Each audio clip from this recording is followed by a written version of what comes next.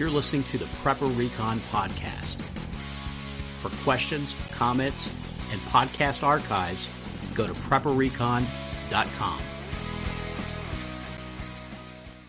Ready Made Resources is a trusted name in the prepper community because they've been around for 18 years. They offer great prices on night vision, water filtration, long-term storage food, solar energy components, and provide free technical service. Get ready for an uncertain future at ReadyMadeResources.com. Trading Post in the Woods is ran by veteran crisis responders who know how important it is to be prepared. They specialize in comprehensive natural survival remedy kits, preparedness and homesteading supplies, as well as skills training. Visit them online today at tradingpostinthewoods.com. Today's guest is Dr. Peter Pry, Executive Director of the EMP Task Force on National and Homeland Security. Dr. Pry, welcome back to the show. Well, thank you so much for having me. Absolutely. Now, for our new listeners, can you tell us a little bit about your background and your experience? Sure. All my professional life, I've worked in the area of nuclear weapons and weapons of mass destruction and nuclear strategy. I worked at the CIA for 10 years during what I thought was the most interesting period, the period from the Reagan administration when the Soviet Union was at the height of its military power and was a very serious threat, the most serious threat to Western civilization at that time, all through its decline into Russia. And then I moved over to the Congress and worked on the professional staff of the House Armed Services Committee for all 60 members of the committee with a portfolio in nuclear weapons and strategy, an electromagnetic pulse, which was one of my specialties. I was the CIA guy for EMP, their expert on EMP. Very few people understood that threat, and I was one of two people in the CIA who handled that threat. I continued that when I was over in the House Armed Services Committee, as well as nuclear weapons strategy, terrorism, NATO enlargement, the Middle East, China and Russia, a lot of other things that were dumped on my plate. Then I left Congress to serve on a congressional EMP commission, which I helped establish for almost a decade, where we looked at the EMP threat from rogue states, terrorists, Russia and China, and developed a plan to protect the U.S. electric grid. And of all the threats that I've looked at in my whole professional life, the reason I started to focus on that is because I considered it to be the most dangerous. It's the one that's least understood by people. A lot of people are still unaware that it's not science fiction. It's a real threat. And yet it's also the threat that we could easily protect ourselves against it.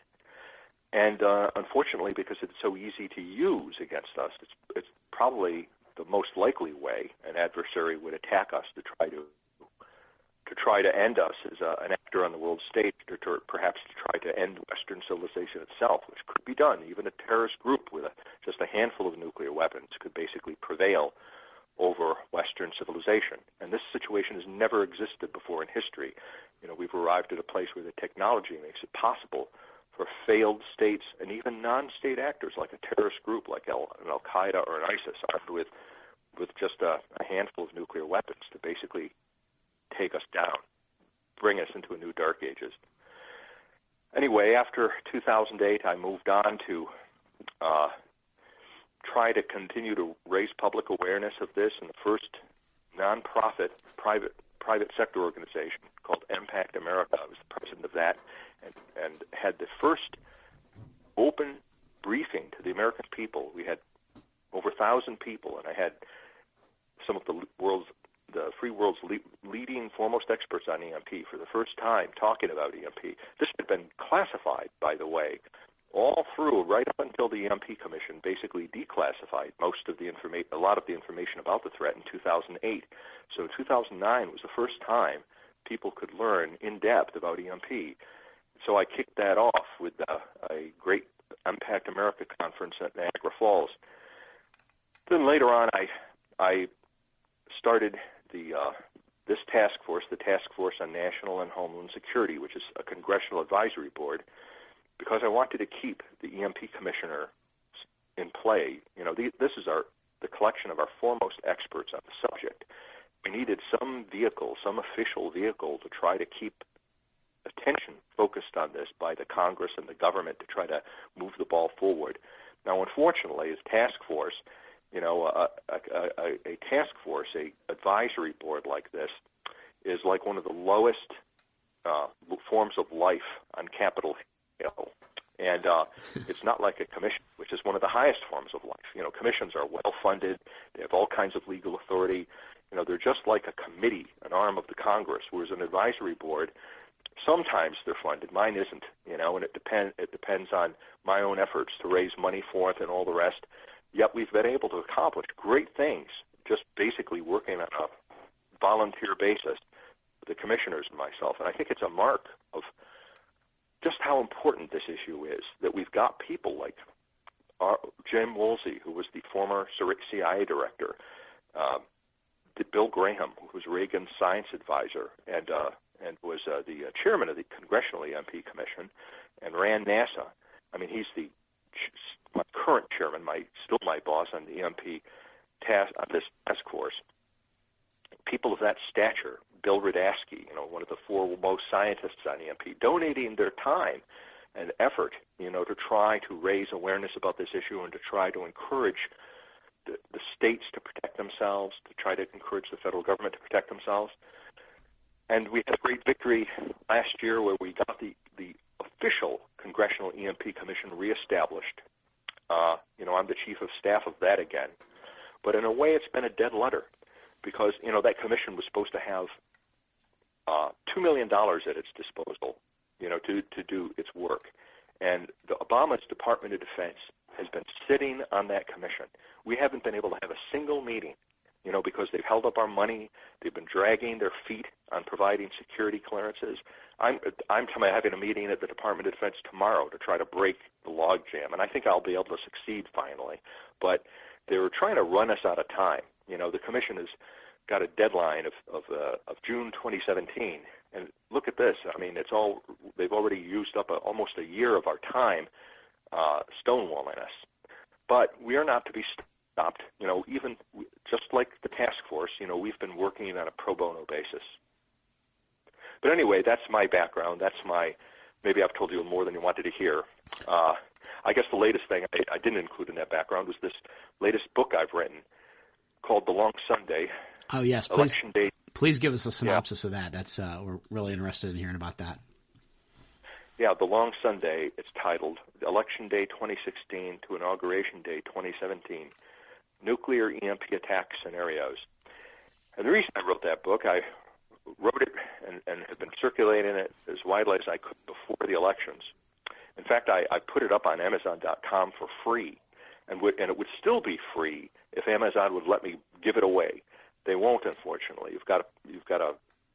They only let me give it away for 2 weeks, and then you've got to charge a minimum of like $2.99 or something like that. But I'd be still giving it away because the object is not to sell books. The object is to educate people that we are in such danger that this period between the elections and Inauguration Day is a period of heightened risk for us in terms of an EMP attack.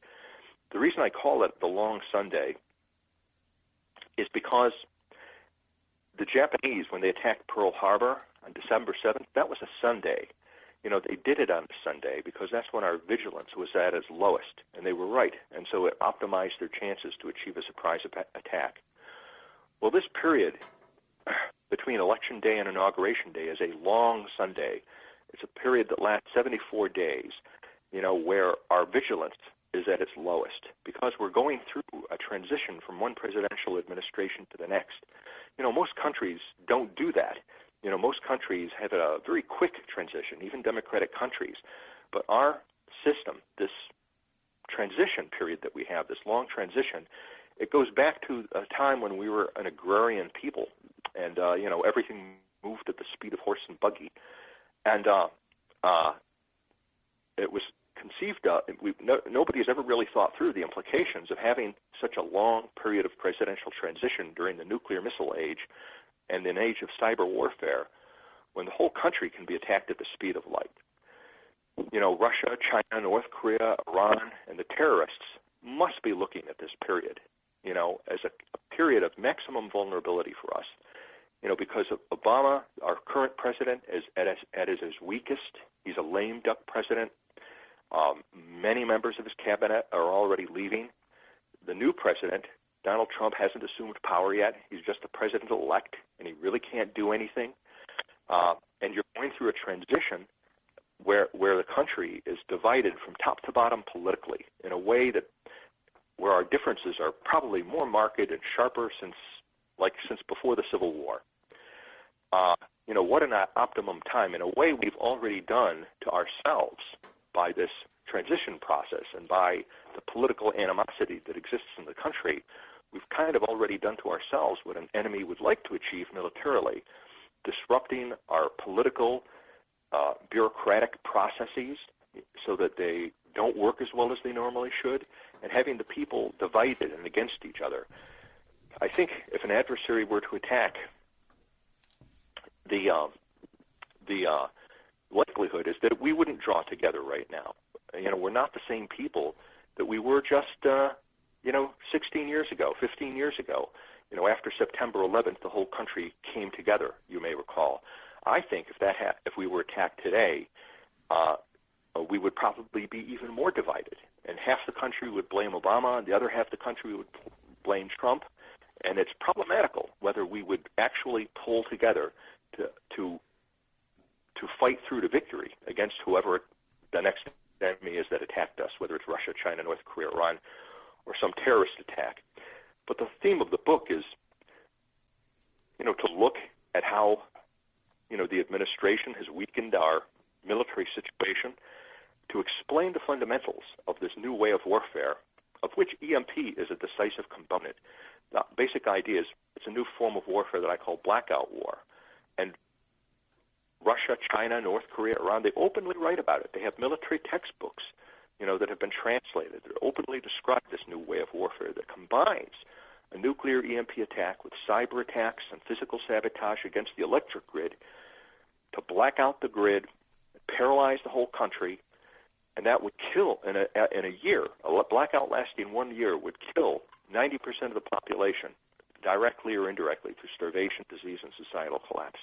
That's the plan. That's how even a terrorist group could bring Western civilization to its knees in a span of 24 hours. It would only take 24 hours to pull off an attack like that. And imagine, you don't have to go up against the Marines. Armies, navies, and air forces are obsolete. It's a way of going around those traditional defenses and attacking our Achilles heel, which is the electric grid and our high-tech society upon which we are also dependent. And anyway, the book goes through scenarios, nuclear EMP attack scenarios against the United States, against our allies in the Middle East, against our allies in Europe, against our allies in Asia, and Japan, South Korea, Taiwan, and explains how it's entirely plausible. Now, mind you, I'm not predicting that a nuclear EMP attack is likely to happen during this period.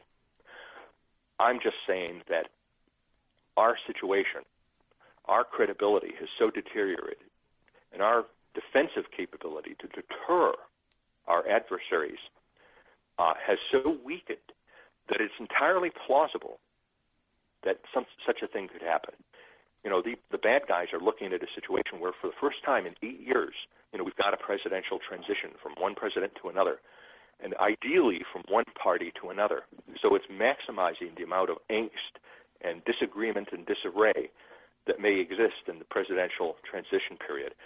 That, by the way, is one of the reasons why I think even the Obama administration may understand the peril we're in, they don't want to admit it, which is why they're paying lip service to this idea of a smooth transition, a smooth and orderly transition of power.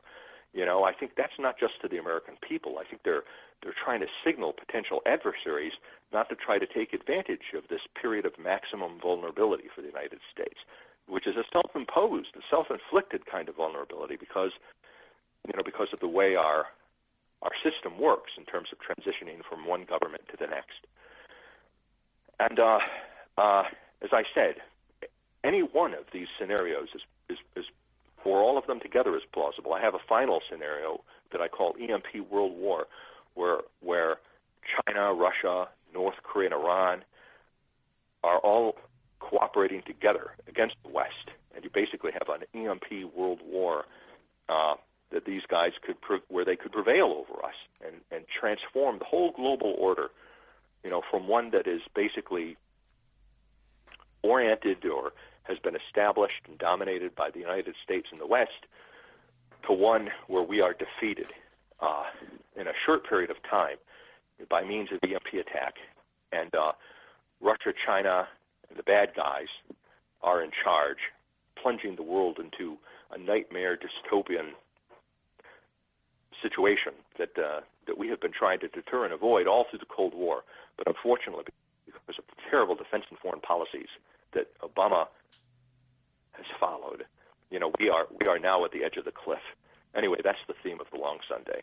We're going to take a quick break, and we'll be right back. The dollar's lost over 90% of its purchasing power since 1971. Silver, on the other hand, has proven to be a very stable form of wealth preservation over the years. And where do you buy silver? Silver.com, of course. Silver.com offers fantastic prices on gold and silver. Check out Silver.com today.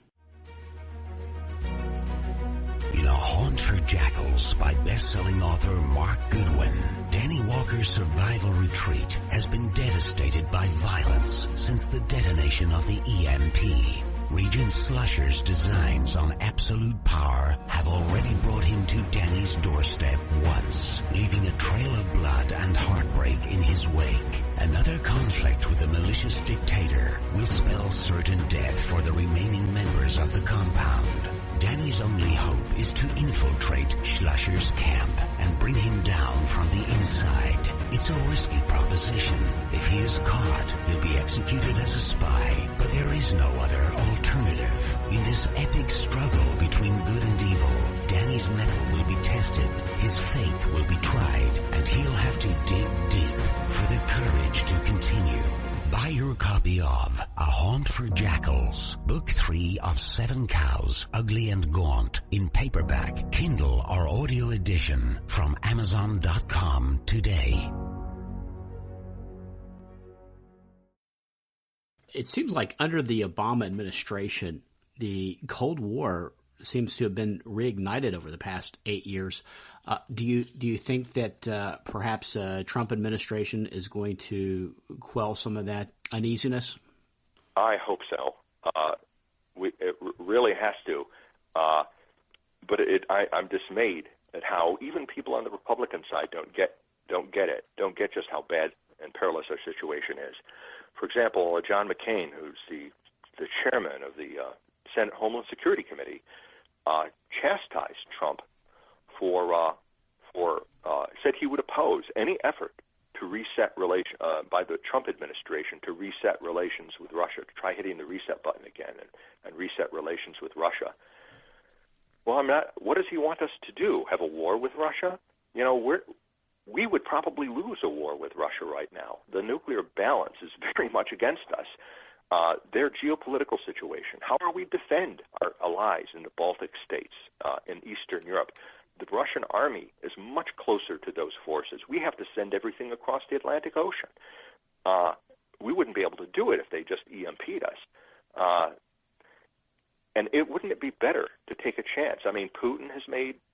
Now, I agree with McCain that Putin is a tyrant. Russia is an authoritarian system. It's not a democratic system. Our hopes for Russia becoming that way have been at least temporarily lost. But you've got to look at the big strategic picture. Right now, because of Obama's ineptitude, or who knows, maybe his deliberate calculation, this is a man that came out of our academic institutions, and his view of the United States is very much like that. It was formed by the far left views that exist in our universities, where the United States is perceived to be not a constructive force in world affairs, that a strong United States is likely to be, well, you heard him today, he's been all over the news complaining about the rise of crude nationalism and a backlash against globalization, which is that they prefer. They're against patriotism, they're against nationalism, they're against people being proud of America. And interested in advancing American interests. This is the mantra, the religion, the new religion of the left. To abandon the ideas of nation states. That's why they want open borders. Because they see nations and nation states as being the root of all evil, and patriotism and nationalism as being the root of all evil. So it may be that the weak situation we find ourselves in is not an accident of bad decisions, but maybe that was Obama's deliberate policy. Maybe he did that on purpose. But if he wanted peace in the world, he's done exactly the wrong thing. Because the world is not different from the way it was 2,000 or 1,000 or 500 or 50 years ago. What matters still is the balance of military and economic power. We are still organized into tribal and national systems that compete with each other violently, if need be. The world has always been an anarchic place. And it is not governed by law, even though we have courts of law in the United Nations that feebly try to impose the rule of law in the world order. What matters in the world order is force. And unfortunately, that is the truth. It's like states are managed the way relations, but among criminal gangs. They form alliances and they have interests. And those interests can be temporary. But in terms of going back to your original question, though, to answer it so people won't think I'm weak on Russia, okay?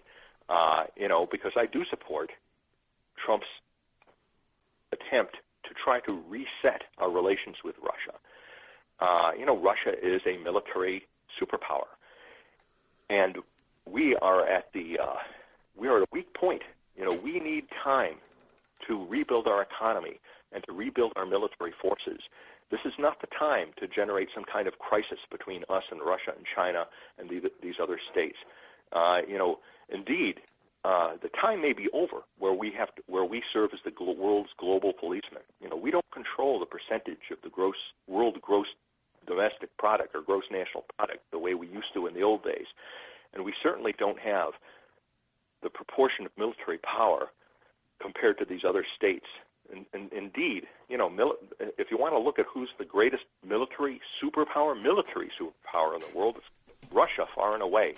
They've got more troops than we. They've got a bigger navy. They've got more modern systems.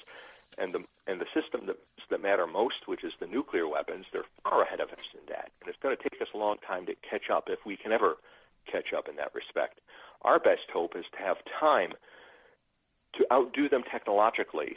Maybe we can technologically leapfrog ahead of them by bringing back Ronald Reagan's Strategic Defense Initiative, for example, which would have made nuclear missiles obsolete, and it would cancel all the billions of rubles they've invested in their systems, and would be a great coup for us. But that's not where we are yet. We need time to rebuild our economy and to rebuild our military forces. And so trying to ease tensions with Russia is one way to do it. There are things we have in common. I mean, I'm not against Russia taking over responsibility for trying to maintain stability in the Middle East. Why should, we're really overextended. I was never in favor of the Bush administration and then the Obama administration idea of sending our boys to die in Afghanistan and Iraq to try to rebuild these countries into democracies. That was always going to fail. I had always cautioned against the idea that you could prevail that way. I don't think the wars were wrong, but my idea of what we should have done, was we should have gone in there, knocked these guys on their can militarily, given them a bloody nose, seen if we could have executed their leaders, and then gotten out and left them in chaos, so that fighting against each other, instead of trying to rebuild them like some kind of Western or U.S. constitutional democracy. Those countries are still in the Middle Ages. They never went through the Enlightenment and the Renaissance. They're not societally and politically advanced enough to become democracies. But anyway, a bottom line is all they understand is force. And Russia is probably better than we are at brute force. So that's one area. Let them let them defend their interests in the Middle East, become the ones that are going to try to maintain stability and pursue their interests in that part of the world. We both are at war with terrorists. That's another area where we might be able to cooperate. But the short answer to your question is, I don't think it's inevitable that we have to get into a new Cold War with Russia. It's possible. I'm not saying it's likely we can avoid it, but it's possible we can avoid it. And if we can avoid a Cold War or a hot war, because a Cold War is very likely to turn into a hot war, we should by all means do so and tone it down. I think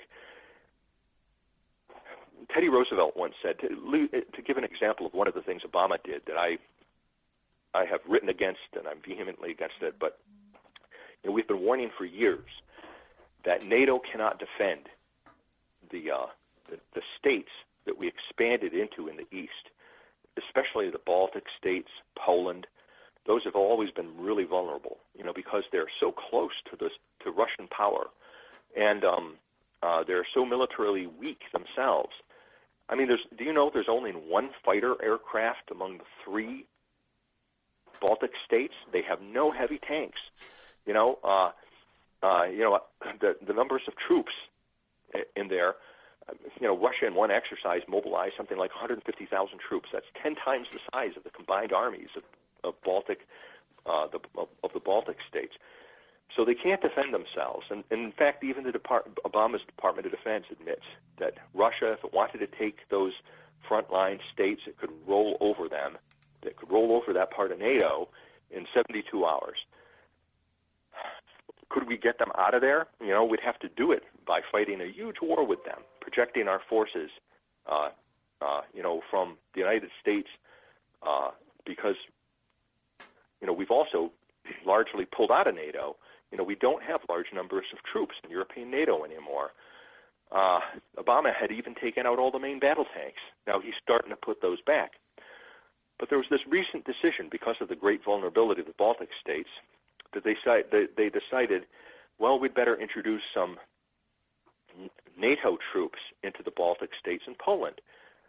So how many troops did they decide to put into the Baltic states and Poland to hold off the Red Army?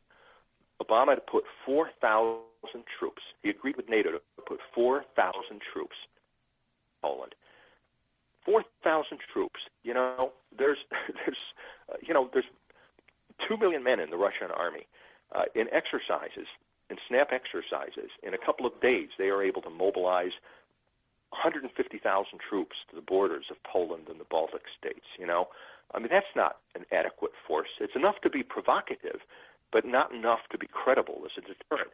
And the only way it could be credible is what we used to call in the Cold War a nuclear tripwire. So the idea is if you roll over those NATO troops and you kill U.S. troops, we're going to go to nuclear war with you. Well, that's a terrible threat to make at a time when we would lose a nuclear war, when we don't have parity in the strategic nuclear balance. Russia, by the way, is cheating on the START Treaty. They're hundreds of warheads above where they're supposed to be in the START Treaty. And all their weapons, their strategic nuclear weapons, are being modernized, where our strategic nuclear weapons are really old. They go back to the Cold War. They've developed nuclear weapons of new design, third-generation nuclear weapons. We've not done that. So they've got things like super EMP weapons and clean nuclear weapons that can be used on the battlefield that don't make any fallout, and mini neutron bombs that can also be used on the battlefield. That would be used to achieve the clean killing of tanks and armored divisions, and also would be used for anti-aircraft purposes to take out our advanced fighters. We don't have any weapons like that in our own inventory. So putting a nuclear tripwire out there, that worked during the Cold War because we maintained at least technological and military parity with the Russians in the nuclear balance. We don't have that anymore.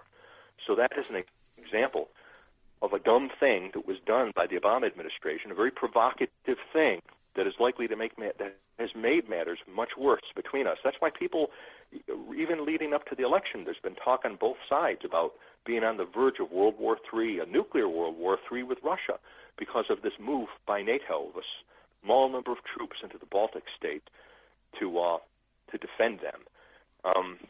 It's such bad decisions like that, can easily result in miscalculation and get us out of control.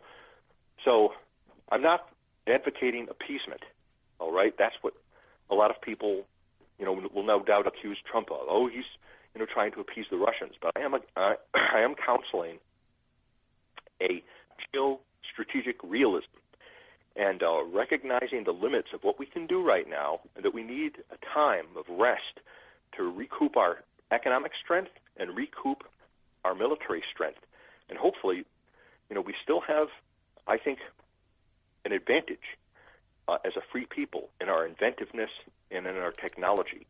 And what we need to do is focus on technologically leapfrogging over the Russians and Chinese to come up with the new generation of nuclear weapons, of non-nuclear weapons like a strategic defense initiative, and cyber weapons, our own generation of EMP weapons, so that we could beat these guys if it ever becomes necessary.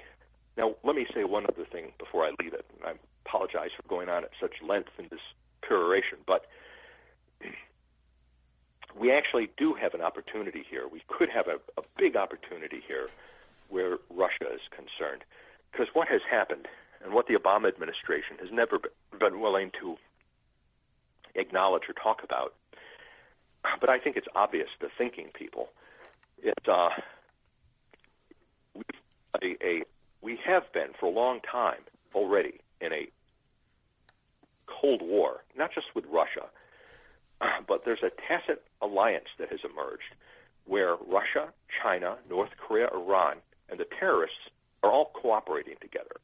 They're on one side of this. They constitute one bloc that wants to basically take over the world, overturn the world order that was established by the United States, and remake the world in their image.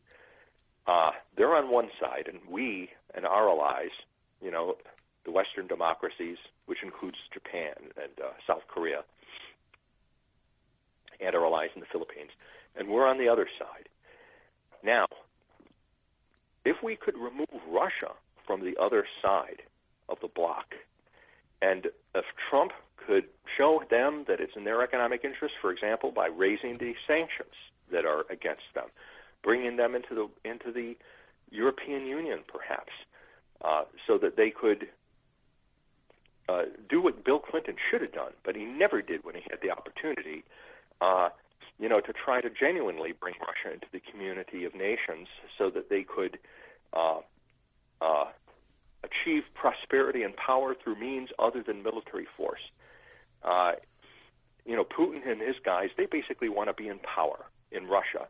They do want to expand their power and influence. Most rational actors will do that peacefully if they can.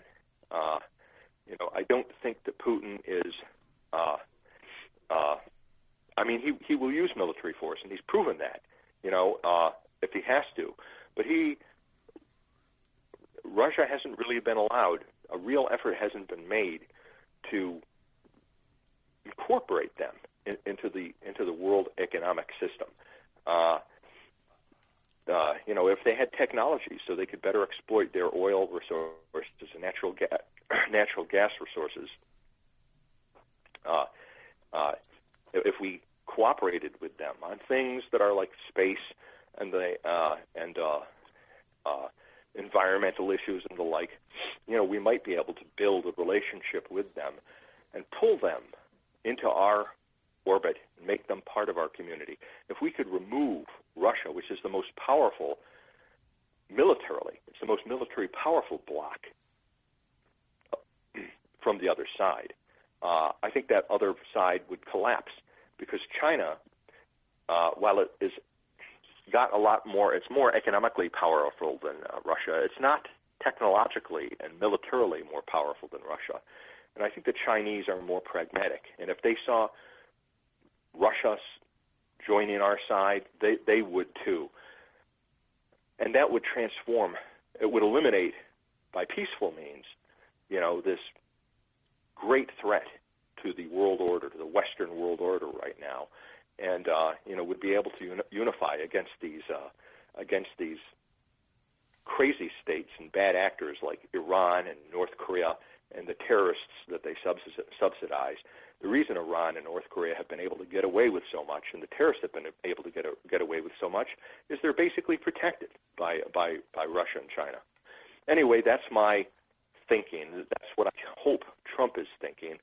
That's why I think he wants to outreach to Russia. There are sound geostrategic reasons for doing it. And I hope he succeeds, and he shouldn't be criticized for trying to avoid a new Cold War or a new World War, which is, frankly, where we are now, on the precipice of exactly that. And unfortunately, I don't think we'd win it if it happens. That's the end of the first half of my interview with Dr. Peter Pry. Tune in next week for the rest of the show. Whether your plan is to bug out or bug in, CampingSurvival.com has all of your preparedness needs, including fish antibiotics, long-term storage food, and water filters. Use coupon code PREPRECON for 5% off your order at CampingSurvival.com.